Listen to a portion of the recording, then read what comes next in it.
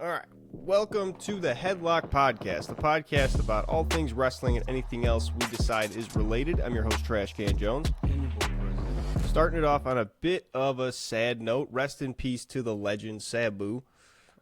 RP. Was it only like 5 or 6 days after his last match, too? He did a hardcore match?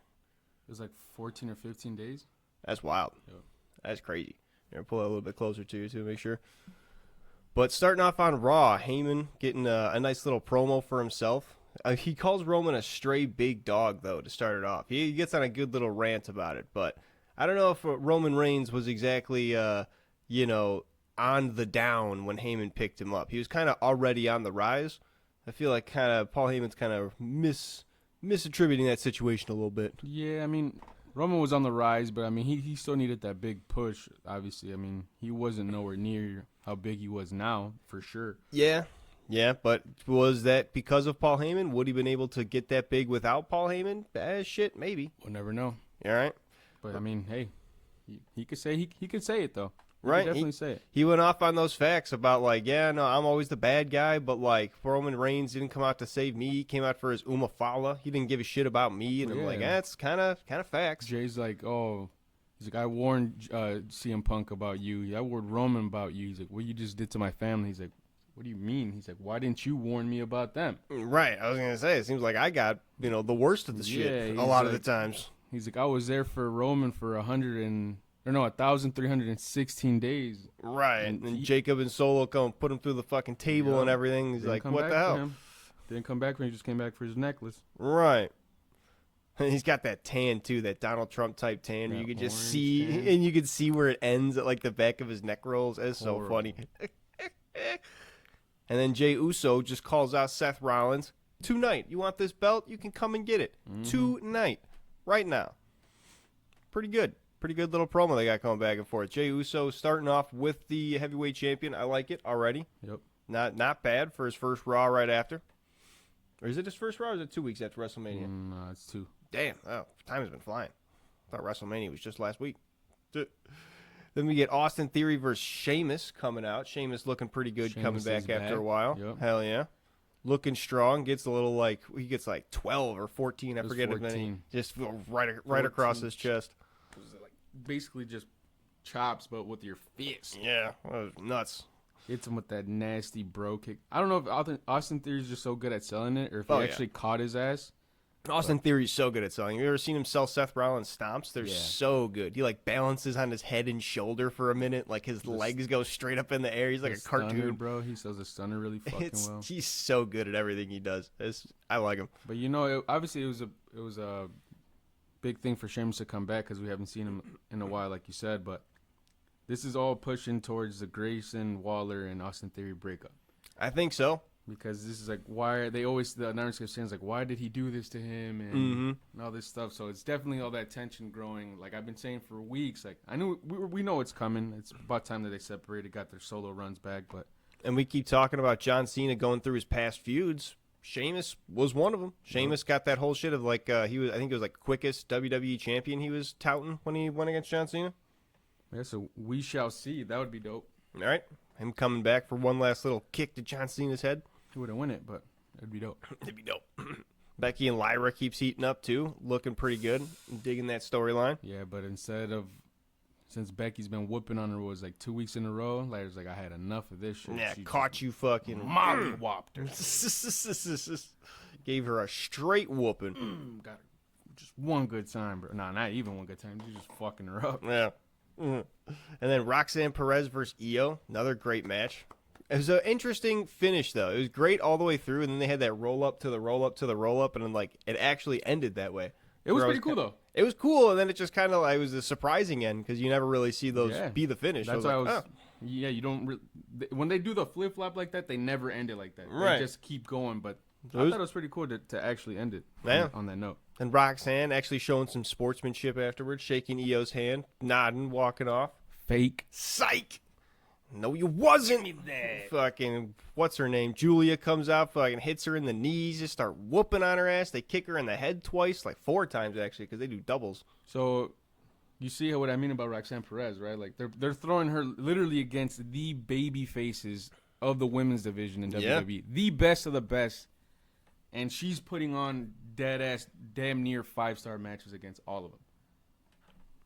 And she's what, 21, 22? Something stupid like that, bro. So it's like. Yeah. She's going to be big. Put a belt on her already, dude. She got to earn it. Oh, she's earning it, bro. She's already been in the company for a while. Oh, yeah? She's been in NXT. She's Oh, held yeah, the women's been in NXT NXT champion, I think, twice. Damn. Yeah, well, maybe this is what she's doing. She's earning it right now. That's what I'm saying. Put it on her now. And Gunter versus Pat McAfee heating up a little bit. Going on to Backlash.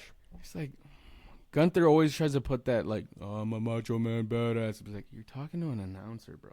Yeah, I think he's just trying to be, like, at this point, just 80s villain, like, Yeah, no, vaguely definitely. European. Definitely, like, but it's like, I shall destroy you. It's like, I would genuinely not be scared of Gunther if I saw him.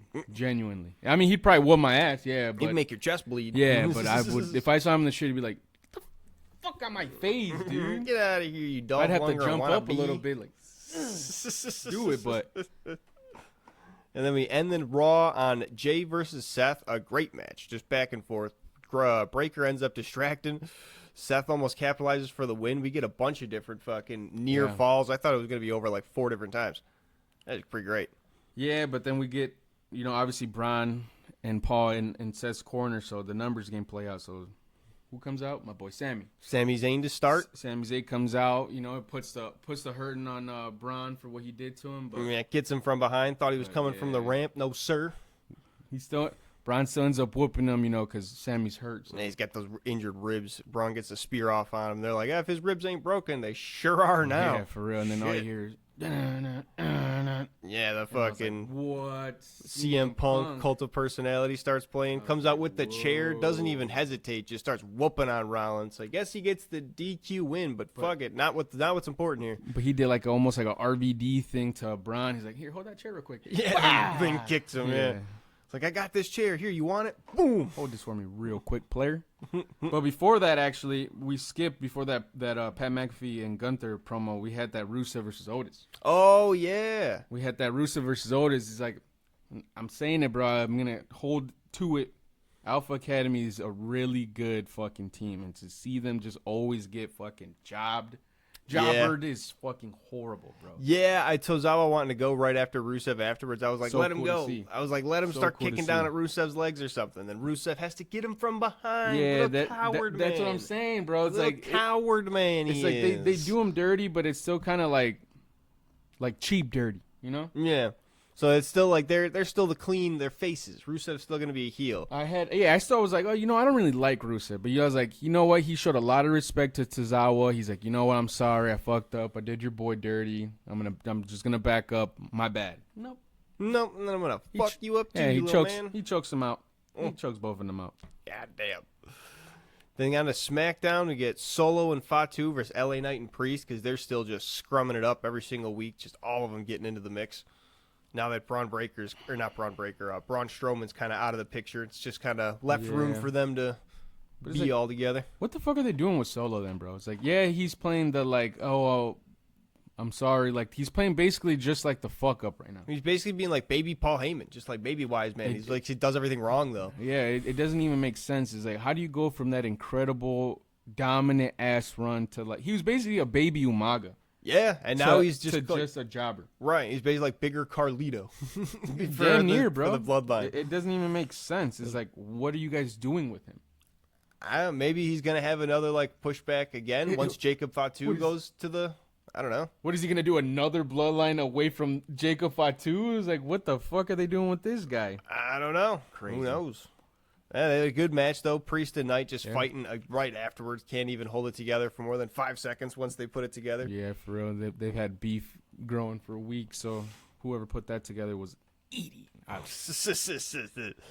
But then Fatu fucking just clears the ring. The whole place, just absolutely everybody that's in there gone. Gets up this title, does this whole, and then Drew Mac with the Claymore right afterwards too. It is just a whole fucking mess of people. Yeah, bro. I don't know what the fuck's. They're just gonna keep doing fatal 4-ways just constantly with this shit, and then also Solo Sikoa is gonna be there. Just in the background, just fucking taking all the hits for Fatu. That's it. He's going to come out with Fatu, and then he's just not going to be at the ringside. Like, isn't that how it goes? Yeah, damn near. Then we get Alexa Bliss, get to see her again, and Zelina Vega teaming up versus Chelsea Green and Piper Niven. Pretty great match. I was about to say, that was a good-ass match.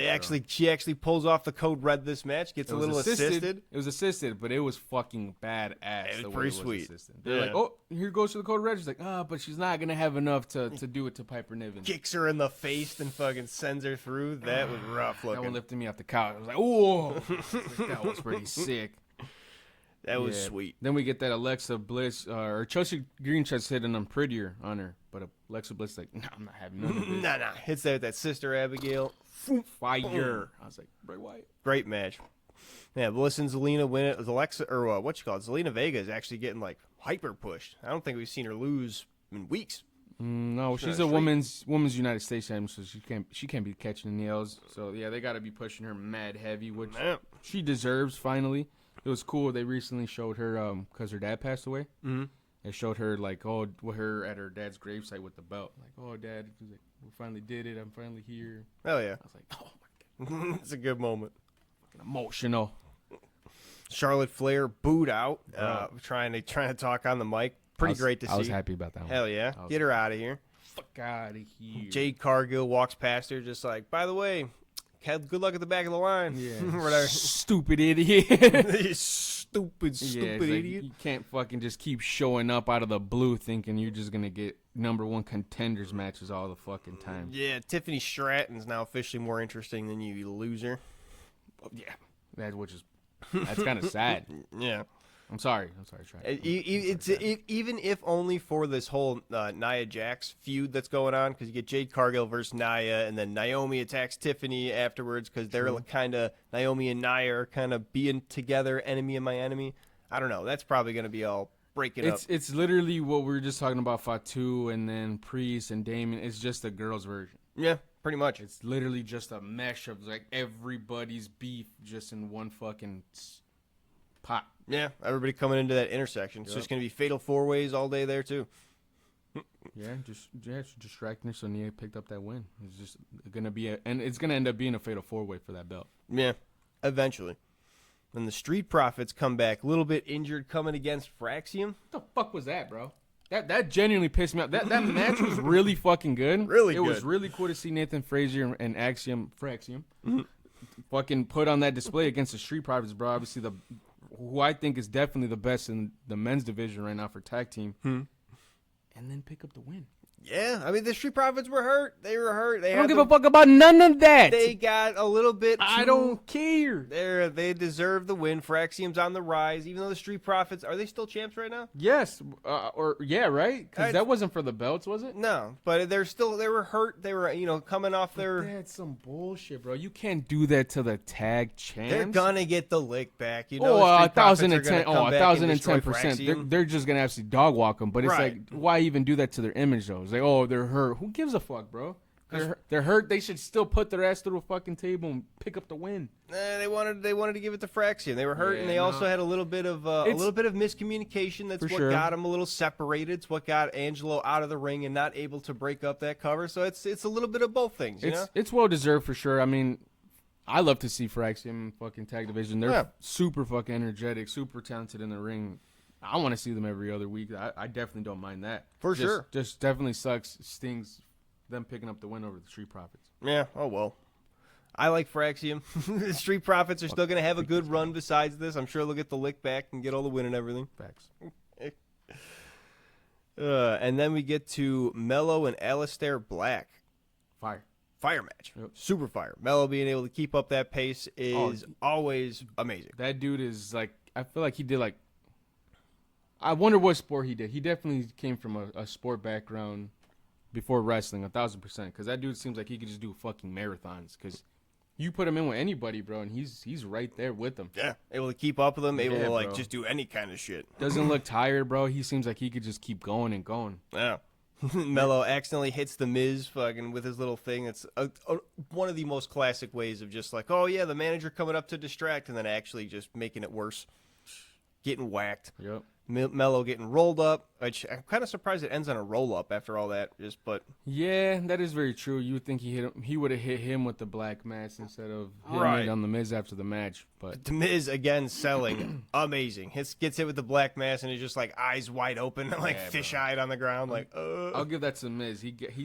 I mean, he gets his ass beat every week. You definitely just got to get good at that. Yeah. Eventually. I mean, it's all about his face acting too. Just like is like always been super good. Every time he's doing his whole I'm awesome thing was like half just cool, it's a neat saying, but half the fact that he could unhinge his jaw while saying it basically. Yeah, for real, that his is very teeth would like come fucking out of his head. Awesome. I'm just like Jesus, man. He did have those 7 Marine movies, so he knows how to act. Wasn't John Cena in the first one, and then he was in like the rest of them. John Cena's like, I'm not doing this weak ass shit. Miz like, fuck it. Miz is like, payday, let me get that. Whatever. I don't give a fuck. They're horrible ass movies. I'll fucking get paid. Yeah, give me a gun in my hand. I'll show up for a day of filming or whatever. It'd be fun. Then we get, which I want to say might be, that's biased as fuck though. Match of the night for me is the Andrade and Rey Fenix versus Los Garza. Yeah. Dude. That was a really great match. That match is fucking amazing. Tag action, back and forth, super creative things. Super. It just sucks. The storyline for me sucks. Yeah, The storyline for me Garza's just just blows gonna be. ass. Yeah, They're gonna be breaking up eventually. Why? Santos Escobar sitting out on the side, just being like, "Oh, you guys failed again." Why Like, break up the cousins, bro? Maybe they want their own solo run. Maybe they're not gonna break up. Maybe they'll just kick out Santos Escobar and be like, "No, we don't need this." Hopefully hopefully yeah. That does make a lot of sense. Maybe they'll come in realization, like, you know what, you're my family. Fuck this guy. He's Right. nothing to. Especially if he's gonna be trying to drive a wedge in between them. Like, fuck that. I'm going with my brother. Yeah, because right now it seems like Birdo's the one who's like the hot-headed, and Angel's kind of the one that is kind of more clear-minded in the background, just kind of just being told what to do. But, Right. I think it's going to be a thing of like Santos eventually just being like, probably pushing up to Berto, being like, hey, you're going to make this decision right now. And then he's going to get to the choice of like, and then hit Santos instead of his brother. I really hope so, cousin. Really hope so, though. Well, whatever. Racist. No, I'm just kidding. No, they're cousins. They'll probably be like, it's a brother in the sense of like, they're close. I don't know. Yeah, no, they've been wrestling together they grew up together, obviously, but they've been literally at damn near every promotion they were together. Damn. Right, so they're almost like brothers. Yeah, basically. So it's like, I don't really blame you for saying that. But just seeing Rey Fenix, man. So good. I love the goodbye amigo kick. So good. Adios, amigo, and then Boom! Just tightrope and kicks him. What is that move from that Andrade hits? Is it the Meteora that he hits where he looks like he's about to hit a kick, but he turns with that spinning elbow? That thing always just looks like... I would hate to wrestle Andrade, basically. If he hits that on me, bro, like it looks horrible. Are you talking about like when he like grabs like from the front and grabs the throat and brings him down? I think it's called a sling blade. No. Like it looks like he's going for like a kick, but then like he'll turn around, like he'll follow through with the back elbow. Oh yeah, I know what you're talking about. Dude, is that it what's is called Meteora? Oh, I don't think it's called the Meteora, but Yeah, I know what you're talking about. It is some wild shit to see what they can like. Yeah, bro. Almost defy gravity with the different shit they can do. He comes at them with like full force, like velocity, and that's a big ass dude, bro. So it just looks like he smacks his leg when he does it, but it just sounds and looks horrible. Sit. Yeah, I'd probably give that match of the night too for myself. Dude, that's pretty good. really There's a lot of fucking action good. back and forth. So dope. Andrade and Rey Fenix pick up that win too. Hell yeah. Super dope. John Cena ended up coming out on the mic, gets ambushed though by a masked figure. Who could it be? Trying to give him the RKO, fucking not having it. Yeah, because when I saw him, I was like, he's wearing what Randy Orton wears every week, but I was like, he's smaller. Right, you could tell right away, like Randy Orton's got that new puff size. I was like, that dude is small. I'm like, that didn't look like Randy, but then as soon as right after, he's sitting behind him. I was like, yes, bro, yes, get his ass, bro.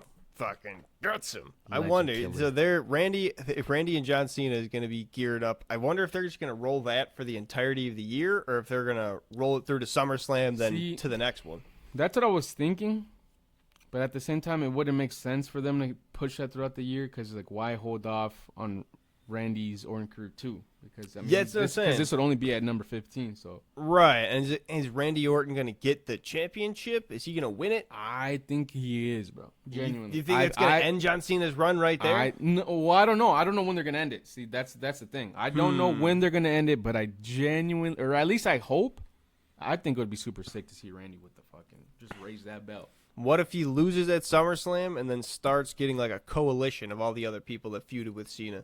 So he gets that like would be Sheamus and The Miz and all these different people that like, but like start then taking out him. But that would just be so rushed, though, bro.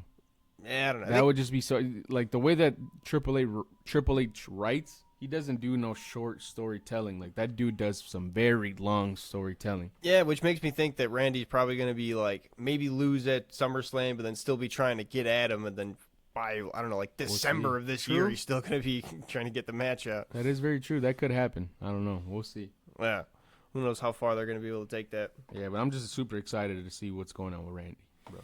I hope he raises that belt because right now it's fuck John Cena. Yeah, there was a moment, I didn't get to watch a whole lot of Backlash, but there was a moment that I got to watch a clip of I guess John Cena got, after his victory, the crowd was chanting for him, and they were like, oh, yeah, like, I forget what even the chant was, but he was just sitting there, like, trying to not crack a smile. He wanted to fucking just do the whole, and get the pop, because everyone would have done it, but he was just like, I gotta fight, I gotta be the bad guy. I'm so pissed I didn't get to watch Backlash. Yeah, I didn't get to watch it either. I was busy on Saturday. Mad, bro. I was helping my godfather. I couldn't watch nothing. I got spoiled. That's the only thing I got spoiled about. I don't know anything else besides. I know John Cena won, and I know that he hit an attitude adjustment on R-Truth that press conference after, Oh, did he which really? was fucking hilarious. No, that's his bro. hero. Yeah, bro. He went up to him and was just like in his face, bro, and just Cena's just in there, that smug. And he's just like, you know what? And he just fucking picks him up and just puts him just straight through the table. Never meet your heroes. Amazing, bro. Never meet your heroes. Anything with R-Truth, bro, is just gold. Yeah, anything great. that motherfucker touches is literally just turns into gold. You could put him with with anybody on that entire fucking roster, and it's just gonna be hilarious. I forget where it was where they had the pay-per-view in Amsterdam, and he showed up to like a different country or something like that. He showed up to like Angola or something. Really? He's like, I'm here, guys. Where's all the people? He just posted it on the social media. That or when he showed up to the Women's Royal Rumble. Yeah, and he still fucking got eliminated damn near immediately. He's like, that don't count, right? He's like, you're not supposed to even be here. What are you Truth. doing, He's like, Truth? He's like, ain't this the Rumble? He's like, the Women's Rumble. Ain't this the Rumble? Fuck, I love R-Truth. That dude is gold, man. It's hilarious. But that is about all we got for this episode of the Headlock. If you liked it, be sure to drop a like, rate it 5 stars, tell your friends about it, do everything you can, help us grow a bit. We'd appreciate it. Tell your mama. Tell your mama, tell her again. I've been your host, Trash Can Jones. And your boy, President. Peace out. Peace.